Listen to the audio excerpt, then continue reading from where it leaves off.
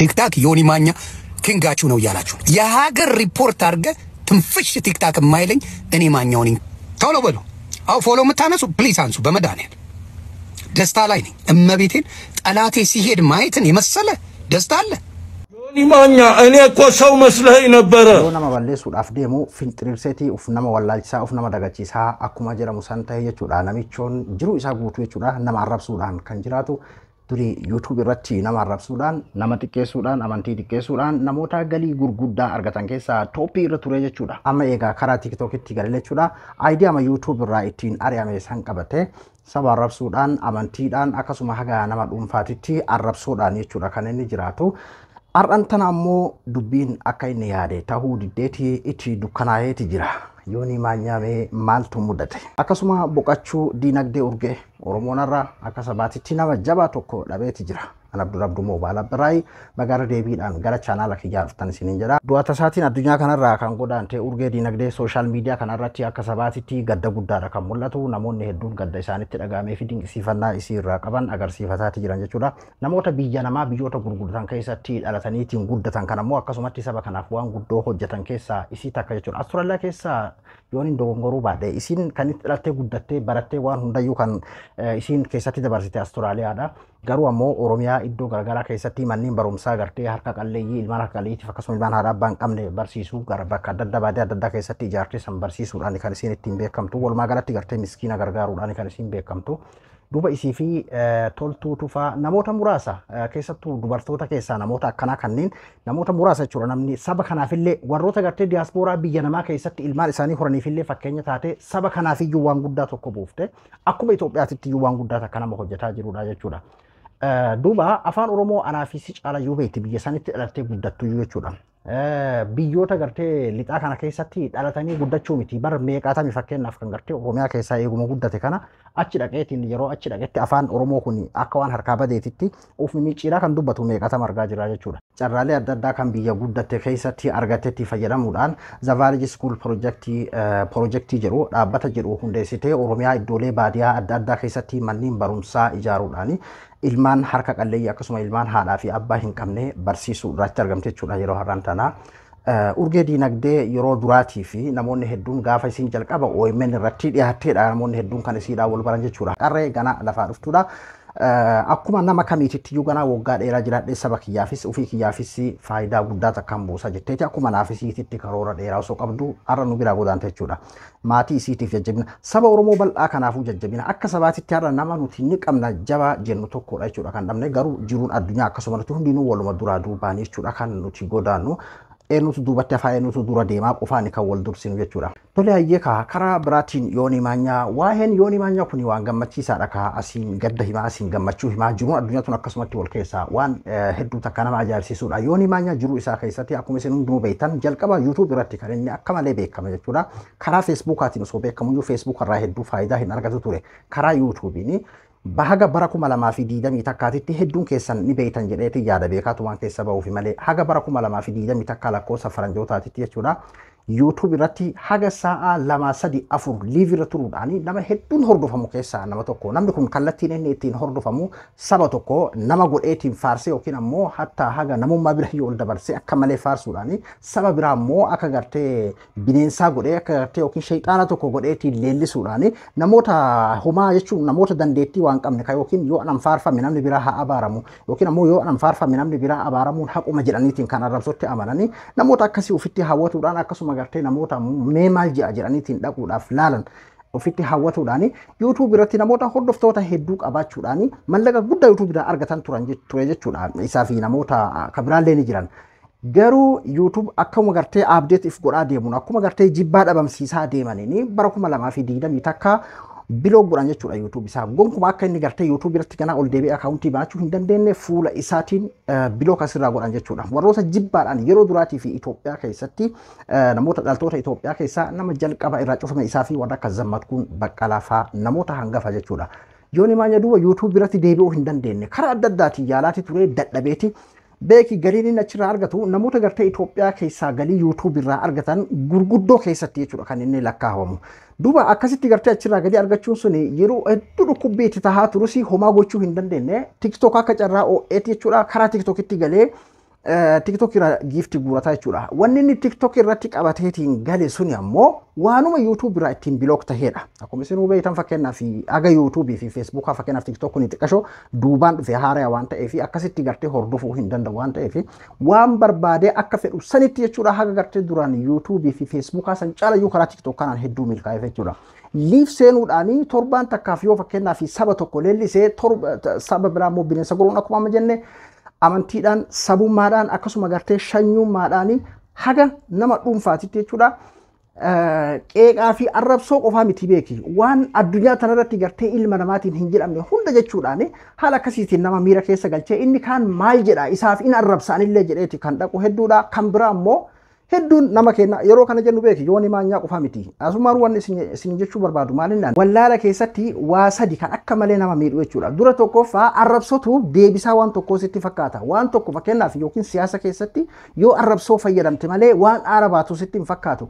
Akkasuma gartee akka sabaatitti nama waa jechuu yookiin ammoo akka amma fakkeenyaaf nuti wal faallaadha amma irra hedduu warra kaabaa kanaan jechuudha. Siyaasaan keenya wal faallaadha. Garuu jumlaadhaan akka sabaatitti akkana jettee nama san yookiin xiqqeessuudha yookiin ammoo akka sabaatitti abaaruun gonkuba sirrii miti jechuudha. Akkasuma kan biraa ammoo waa'ee shanyummaadhaa anatu ebaluu hin caalaa yookiin ammoo kutaadhaan nama madaaluu amma fakkeenyaaf akkuma sabaatitti jechuudha. Meeqaatami fakkeenyaaf amma nu keessa jechuudha kan Arsii Wallagga akkasii Arsiin akkasii Harargeen akkasii beeki waan godinaan kan inni madaalaatiin jiru. Ammoo namni godinaan garaagarummaan godinaan wanni namni garaagarummaa qabu yoo jiraate loqoda qofa jechuudha. Kasanirraa fi wanni biraa garaagarummaan tokkollee nuu hin jiru jechuudha. Maaliif namni ilaalcha godinaa qabu hin jiru beekika. Ilaalchi ati qabdu yookiin kan siyaasaa ittiin gartee bulmaata addunyaa kanarra jiru nama deeggaruudhaa fi nama falmuudhaan nama faallaa namaa ta'uudhaan yookiin ammoo ilaalcha amantiitiin haala akkasiitiin jechuudha garaagarummaa kan namni qabu. Malee godinarraa ilaalchi siif kenname mee eenyuma namnummaan tokkochi kan godinarraa ilaalchi kennamee fi ati akkas godhii ganda keetiif akkana qabsaa'ii ganda ebalummoo akkasii balaaleffadhu jedhameetiin kennameef jira. Hin jiru beeki addunyaa kanarra. Garuu wallaalli waan sadiin kanaadha jechuudha kan inni akka malee si miidhuun jechuudha. Biraa immoo anatu namaa ol waan namaa ol jirtu sitti fakkaatu jechuudha. Waan sabni wayii si gadi jiru yookiin ammoo akkuma sabaanni tokko ta'aniyyuu godinaan waan namaa ol jirtu sitti fakkaatu jechuudha. Duuba yooni maanyaa namoota gartee wallaaltota akkasii saniin ofitti harkisuudhaan isa kaan ammoo maal jedhanii arrabsa je'eetiin kadhaqu san ofitti harkisuudhaan namoota hedduu hordoftoota qabu ture jechuudha. Dhiheenya kana ammoo dubbiin faallaa itti taate. Amantii kabajamtuu amantii muslimaa jechuun yeroo duraatiif jechuu kiyyaa miti beeki jiru isaa irratti numa arrabsa inni amantiin inni hin arrabsin hin jiru jechuudha. Amantii ortodoksii kan yeroo garagaraatiitti ni arrabsa akkasuma gartee amantii protestaantii yeroo garagaraatiitti ni arrabsa amantii muslimaatis akkasumatti ni arrabsa. Har'aan tana ammoo daangaa baheet jechuudha yeroo xiqqashoo gartee harkaa qilleensi harkaa qabbanaa'utti foloo miiliyoona takka horadheetti jira yeroo gabaabaa keessatti miiliyoona ol dabarra jedheetiin akka malee dhiichisaati ture jechuudha. Duuba amantii muslimaa haga gartee nabiyyachi kennaa waa jechuutti namoonni hedduun nabiyyi arrabsee akkas alayhi salaatu wassalaam nabiyyi in arrabsoon qabu nabiyyiin kenna yeroo garagaraatti alimoon illee jedhanii jiran akkas hin jedhina waa je'e jechuun inni waan fedhe jechuu danda'a arrabsoon qabu waan ta'eef jechuudha amantiin isaa arrabsoon qabdu amantiin kamiyyuu jechuudha. Kanaafuu haala akkasii san keessa isaa finxiriireetiin if wallaalee yeroo gartee fakkeenyaaf reepoortii sirratti godhama jedhameetiin gorsi kennamuuf jechuudha. Mee eenyuma namnummaan foloo narraa kaasuu danda'uu fi namoonnummaan reepoortii na godhuu danda'u ana tokkocha kan danda'amne kan gartee miiliyoona hordofamu kan jedhudha. Mee viidiyoolee isaa muraasa mee katorbaan kana keessa inni haasa'e keessa mummuree tokko miira namaa tokkotu jira kan inni amantii arrabsulleen obsumaan mee dhageeffadha akka namni ማኛ እኔ እኮ ሰው መስለኸኝ ነበረ። አይ እኔ በአንድ ሚሊዮን ኬክ ቁረጥ ምናምን ምናኛ እዚህ በላይ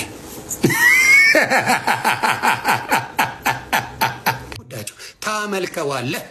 ነብዩ መሐመድ ፍጡር ናቸው። እስቲ ምን እንደምደርስ አይደል ሌትስ ጎ ፔጅ ለማዘጋጀት ሪፖርት የኔ ኮፒ ሊንክ ነው። ኮፒ ሊንክ ዛሬ 50 ሺህ አድርሼ ነው የምወጣው። እስልምና ሰላም እውነቴን ነው። ሰላም ሆኖ አያውቅም። አራጅ ነው። በእስልምና ማረድ ጥብስ ነው። yes ነብዩ መሐመድ ተነካ ብለ ስታርዱ ገዳዮች ስለሆናችሁ ነው። ለመግደል እንዲህ የሚያደርጋችሁ ናችሁ። አንተ ነብይ ተከታይ ነህ እኔ አምላክ ተከታይ ነኝ። ስለ እስልምና አታውራ ሚሊዮን ጊዜ አወራለሁ። ምን አባልታመጣ አወራለሁ። እስቲ ከልክለኝ ስለ እስልምና እንደፈለኩ አድርጌ አወራለሁ። የሚያስቆመኝ ነው ያለው። እናንተ ዝምባም ቀሚስ ለባሽ ናግደልኝ እስቲ። በሰበካ ወደ እናንተ የሚመጣ ወፍ የለም ወፍ። ከሰሞኑ ዮኒ ማኛ እስልምና እምነት ተከታዮች የፎሎ ማንሳት እርምጃ እያካሄዱበት ነው። ለኔ ግን የገረመኝ ነገር እነሱ ጀግና መሆናቸውን አሳይተውኛል። እነሱን እኮ አልሰደበም ማለት ይቻላል። ኦርቶዶክስ ላይ ነጠላና መጽሐፍ ቅዱስ በማቀያየር የተመጻደቀባት ኦርቶዶክስ ላይ ነው እውነት እናውራ ከተባለ ማለት ነው። ይሄን ነገር ስላስታወሳችሁኝ በጣም አመሰግናለሁ። እኔም ከዚህ ሰዓት ጀምሬ ፎሎዬን አንስቻለሁ ከእናንተ ጎን ቆሜ። ፎሎ ማንሳት ብቻ አይደለም እኔና እሱ ላንተያይም ብሎ ካረጋለሁ። ከእምነት በላይ ምንም ነገር የለም። kan seetan akkam fayyadama fakkeenyaaf inni ar'antana yoo fakkeenyaaf amantii musliimaa arrabse wallaalaan hedduun fakkeenyaaf kan amantii biraa hordofuu ka waan kan harka naa dhahu bakka kan onneen isaa qabbanoitu ni jira akka waan beekuuf ilmi namaa kun fakkeenyaaf keessattuu kan social media kanarratti ol bahee parsantiin guddaa wallaalaadha beeke.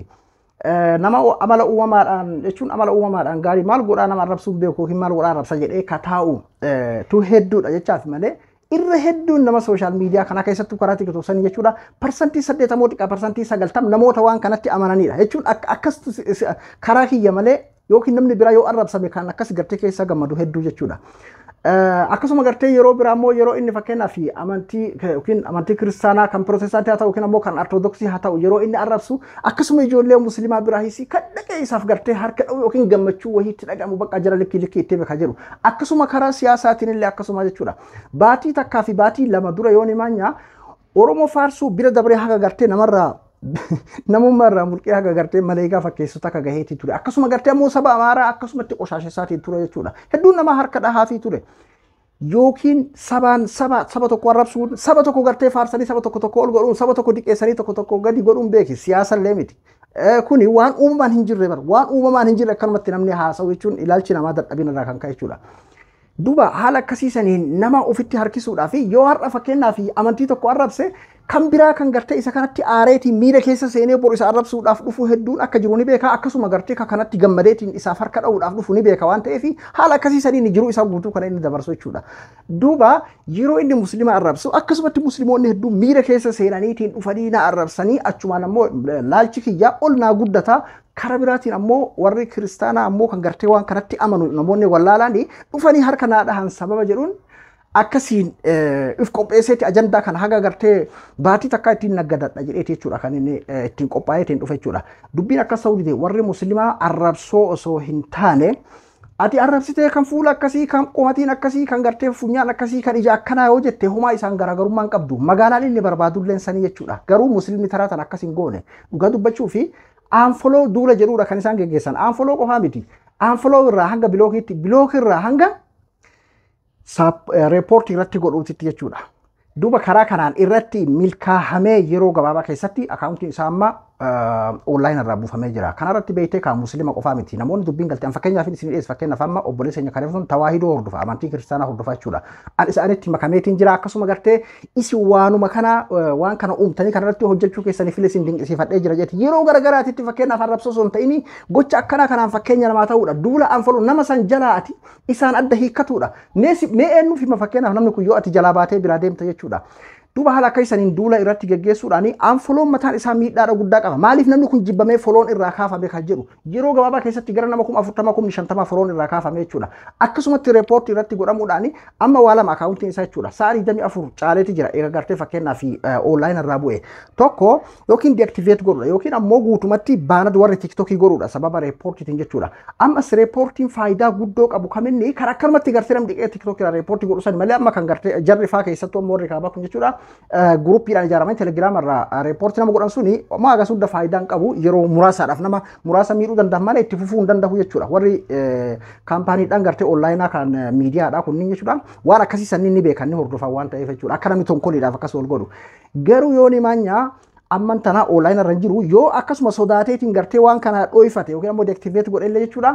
Sodaatee karaa duraan gartee inumayyuu arra nama arrabsee ajandaan naa baata jedheetiin galgaluu liif seenaa achirraa bookkisu sanirraa sodaatee dhoyfateeti jira jechuudha. Yookiin ammoo warri TikTokii guutumattuu baanat godhanii jiranii jechuudha.